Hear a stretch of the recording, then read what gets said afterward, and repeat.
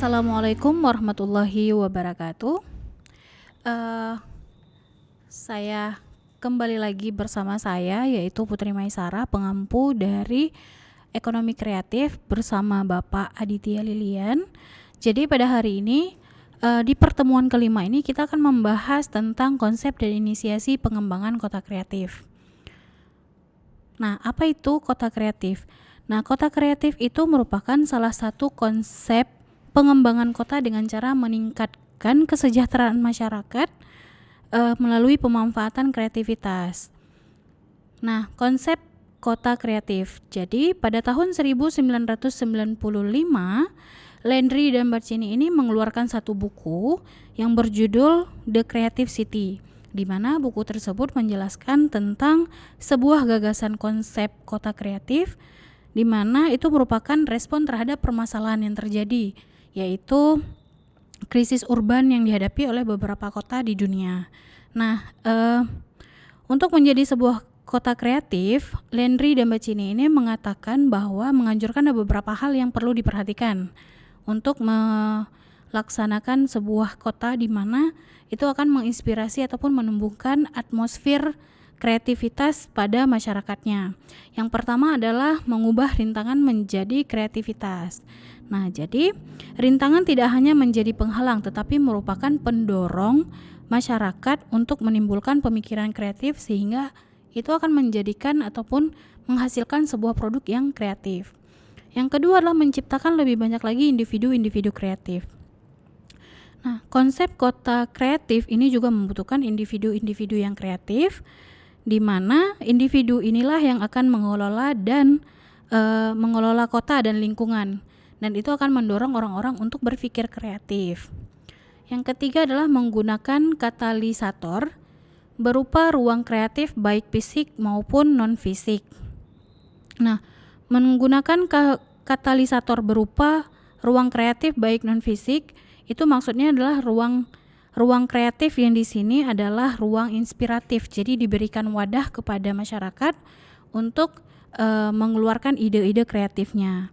Yang keempat adalah menyeimbangkan kosmopolitisme dan lokalisme kota. Nah, jadi sebagai akibat dari semakin majunya sebuah kota, kita terkadang tidak sadar bahwa nilai-nilai yang sudah ada itu tergerus dengan nilai-nilai modern. Jadi perlu penyeimbangan nilai-nilai lokal yang sekarang dengan nilai-nilai yang baru. Jadi diharapkan ini memiliki keseimbangan. Jangan nanti nilai-nilai lama itu hilang dan nilai-nilai baru menjadi sebuah yang sering digunakan. Jadi tidak ada identitas dari kotanya tersebut. Kelima adalah partisipasi masyarakat yang tidak hanya sekedar slogan. Jadi masyarakat itu berperan sebagai stakeholder dalam suatu kotanya, di mana masyarakat akan merasa terlibat dan merasakan pemanfaatan dari ekonomi kreatif tersebut. Yang keenam adalah menyediakan layanan dan infrastruktur yang baik. Nah, untuk menunjang perencanaan kota, dibutuhkan adanya layanan dan infrastruktur yang memadai sehingga keberlangsungan kegiatan dalam kota itu dapat terjaga, apakah menghasilkan produk ekonomi kreatif atau tidak. Kemudian manajemen birokrasi yang praktis. Nah, seperti yang kita tahu bahwa birokrasi di Indonesia ini sangat berbelit dan sering menghalangi kemudahan masyarakatnya, sehingga perlu manajemen birokrasi yang praktis dan efektif.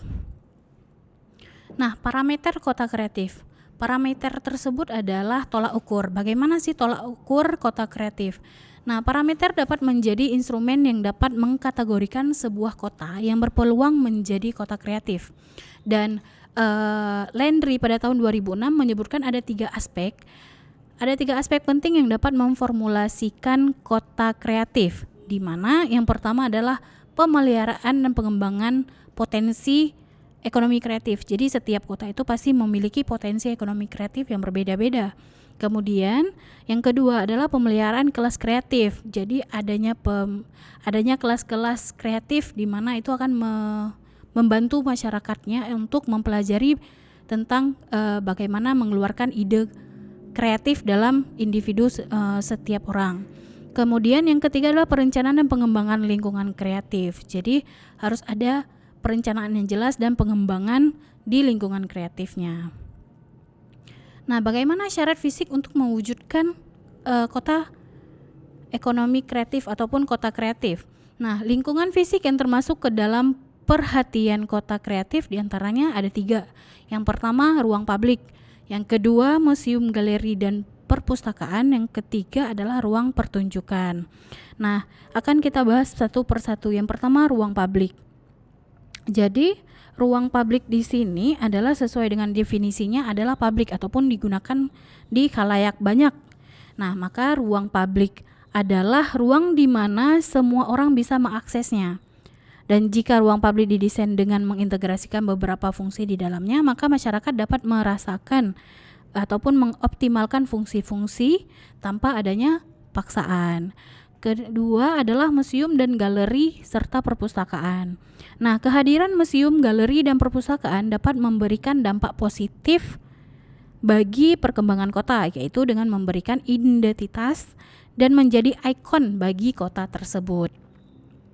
Jadi, museum, galeri, dan perpustakaan dapat menjadi wadah untuk berdialog, berdebat, dan membuka pikiran mereka untuk proses penciptaan ide bagi seseorang. Kemudian yang terakhir adalah ruang pertunjukan ataupun performing space.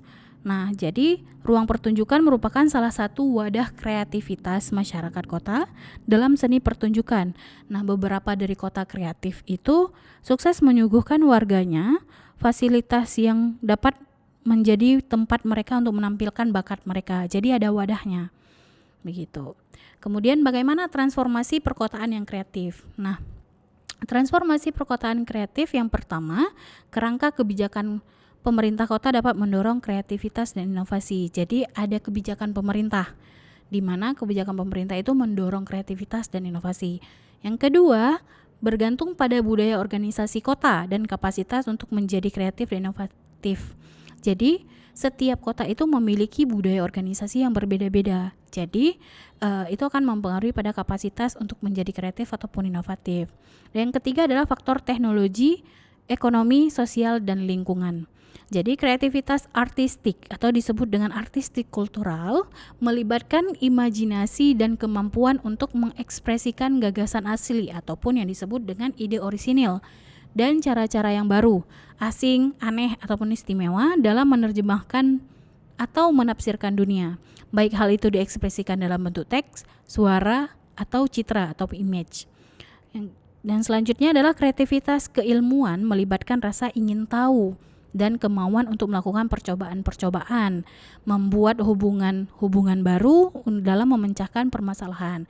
Sering kita lihat karena ada permasalahan sehingga orang akan memutarkan pikirannya untuk menghasilkan sebuah produk kreatif.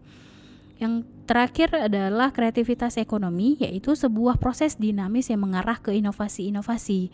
Nah, karena adanya ide-ide tadi sehingga itu merupakan suatu proses dinamis yang mengarah inovasi-inovasi dalam teknik ataupun praktik bisnis dan pemasaran. Dan selanjutnya dalam jangka panjang dibutuhkan perubahan kreatif melalui pengembangan perusahaan, ekonomi pada berbagai level perkotaan. Dan yang terakhir adanya keterampilan baru kota berdampak pada kemandirian dan keseimbangan kreativitas eksternal dan internal. Nah, bagaimana pondasi untuk perkotaan yang kreatif? Jadi ada beberapa indikator kota kreatif, indikator alat ukur, di mana yang indikator kota kreatif itu yang pertama kualitas personal. Nah, kualitas perorangannya itu bagaimana? Karena setiap orang itu pasti memiliki kualitas yang berbeda-beda. Kemudian kepemimpinan ataupun pejabat perkotaannya, kemudian keragaman manusia dan bakat yang bervariasi, budaya organisasi yang berbeda-beda di setiap kota, kemudian identitas lokal, ruang perkotaan dan fasilitas, kemudian ketersediaan ruang perkotaan dan kelengkapan fasilitas, serta dinamika jejaringan ataupun kerjasama, kemitraan. Nah, ini dinamika link, berarti bagaimana linknya terhadap kota-kota yang lainnya atau selainnya. Nah, perlunya pengembangan kota kreatif. Jadi setiap kota itu pasti harus mengasah ataupun mengembangkan kota kreatifnya, di mana ada beberapa hal yang dapat dilakukan untuk pengembangan kota kreatif. Yang pertama, membangun citra dan identitas lokal.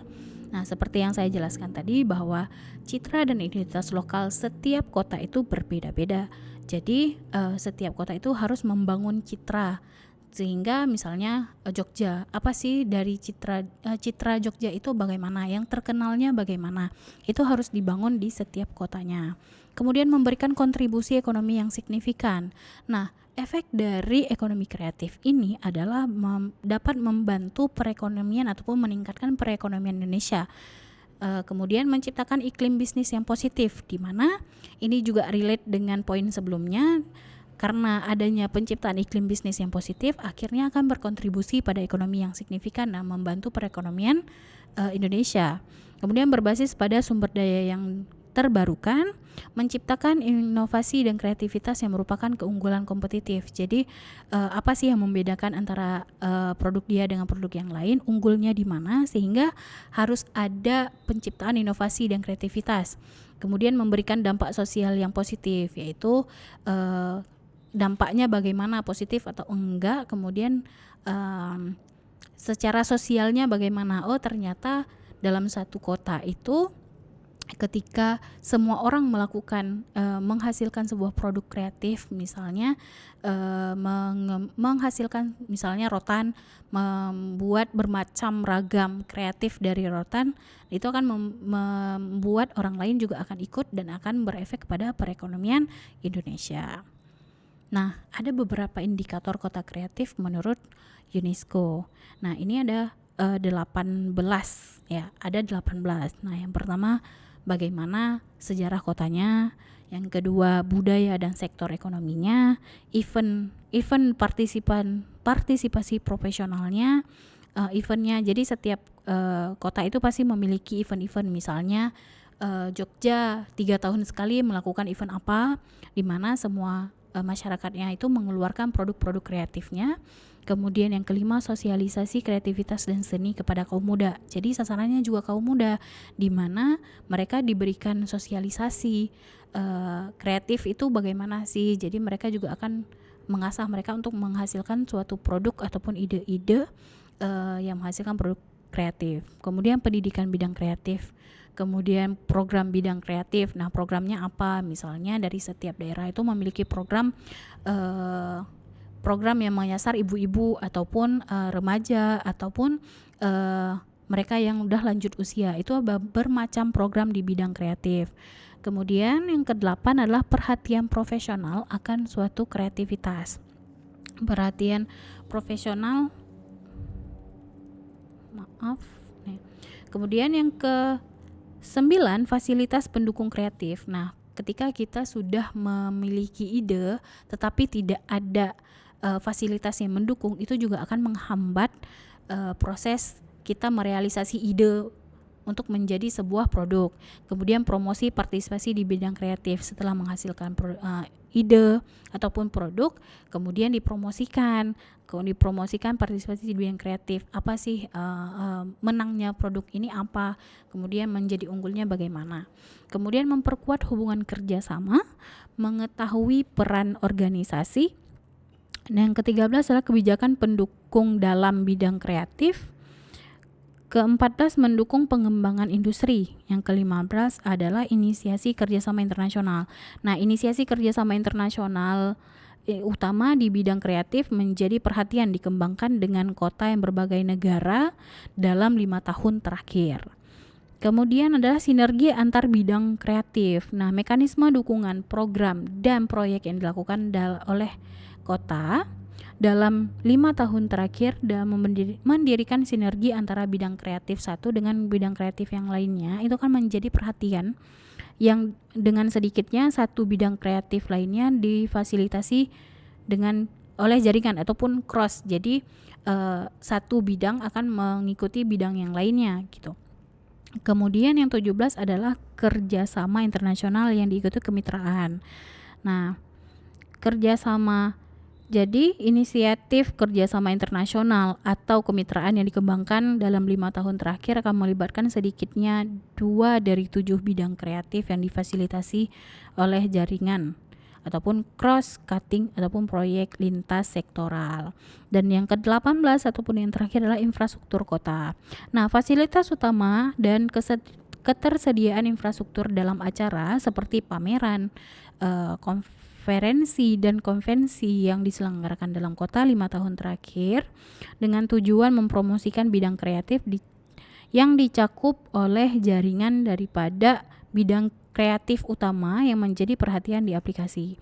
Nah, dari semua indikator kota kreatif yang menurut UNESCO ini tersebut akan bergabung menjadi satu bagian dari anggota UNESCO, di mana menurut mission state dan lain sebagainya itu akan bertujuan untuk memperkuat kreasi, produksi, distribusi, dan menikmati barang-barang dan layanan budaya pada event lokal. Jadi ini akan menguntungkan si kota ataupun lokal dengan ketika ini dilaksanakan ataupun indikator apabila semua dari indikator ini dilaksanakan dalam suatu kota.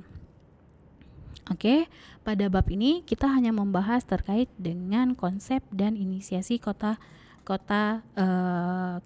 kreatif. Jadi bagi teman-teman yang belum paham ataupun ada yang tidak dipahami, belum dimengerti, silahkan bertanya di LMS. Itu saja yang dapat saya paparkan. Lebih dan kurang saya mohon maaf. Assalamualaikum warahmatullahi wabarakatuh.